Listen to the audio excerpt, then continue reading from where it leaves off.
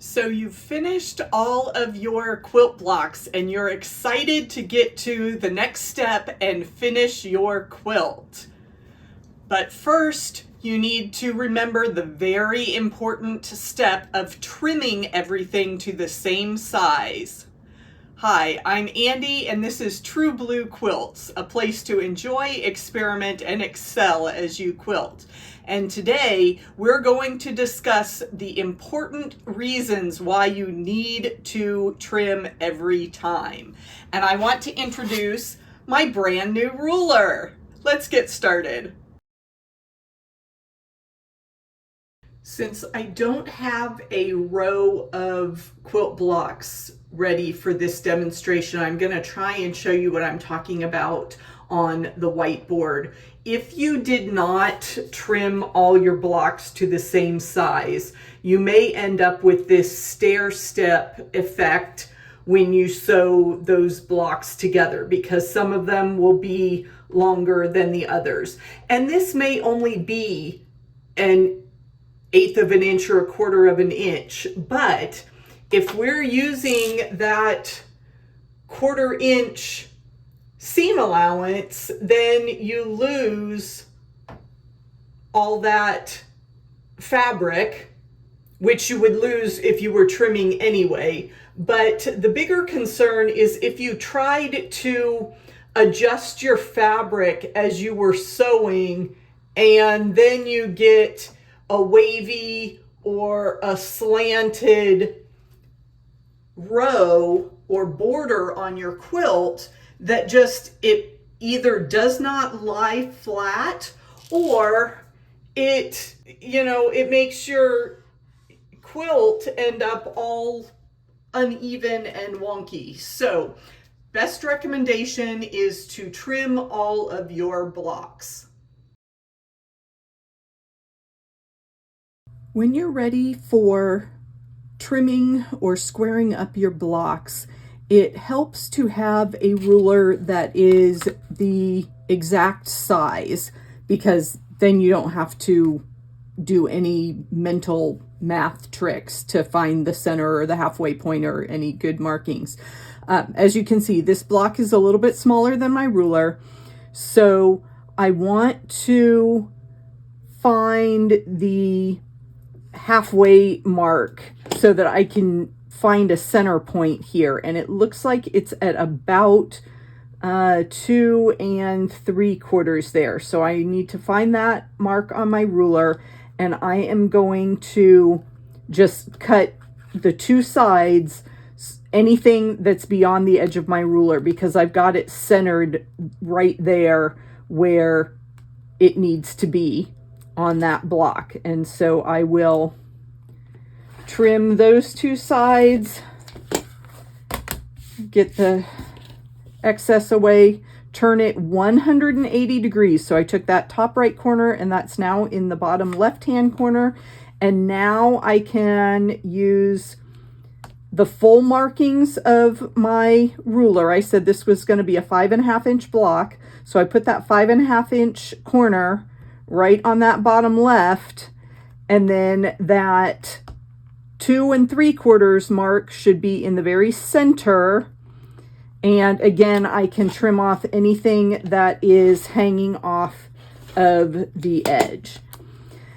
Now, if your block isn't quite big enough, I don't worry about anything if it's less than 1/8 of an inch. So that works for square blocks.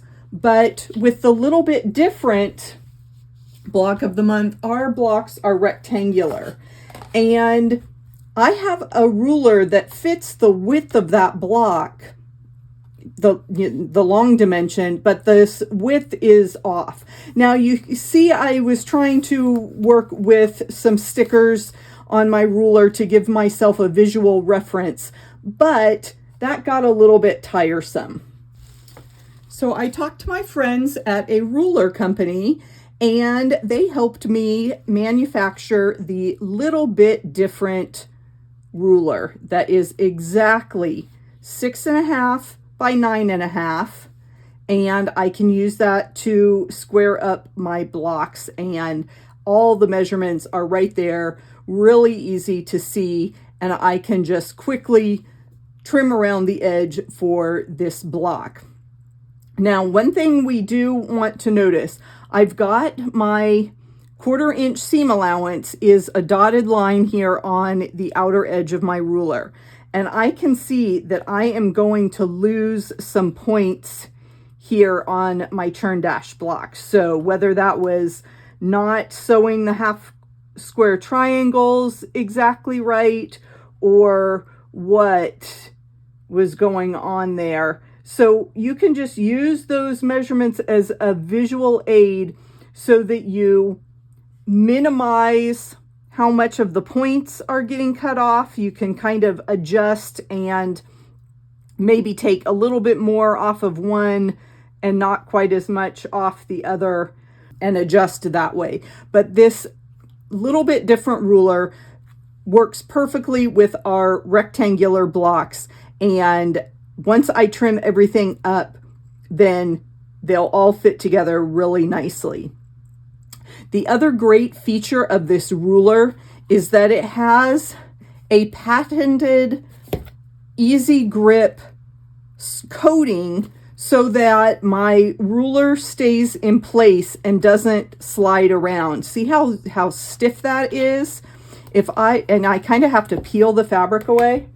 If I put a ruler that doesn't have that coating on, I can just, move that with one finger and it wiggles around on my fabric. This ruler, same thing. I'm trying to move it with just one finger and it's stuck in place. So if you have trouble with your rulers shifting when you cut, this easy grip surface is fabulous. So I'm going to line that up. Again, I'm gonna lose a little bit of my points when I'm sewing, but I'm trying to make it equal. And I don't stress about losing points that much. Your human brain fills in the gaps for a lot of things. Have you ever tried to, look at some of those optical illusions where they only give you bits and pieces of letters and you're able to read the whole word?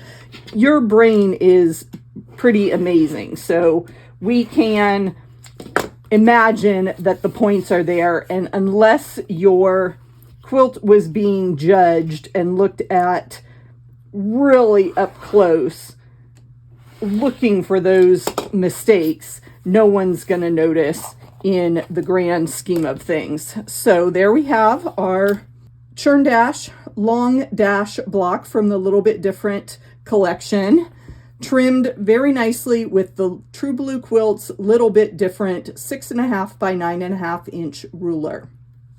I hope you found this lesson on trimming to be helpful and that it helps make your next quilt come out very smooth, square, and flat.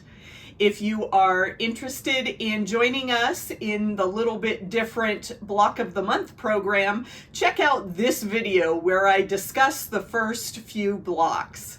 Enjoy!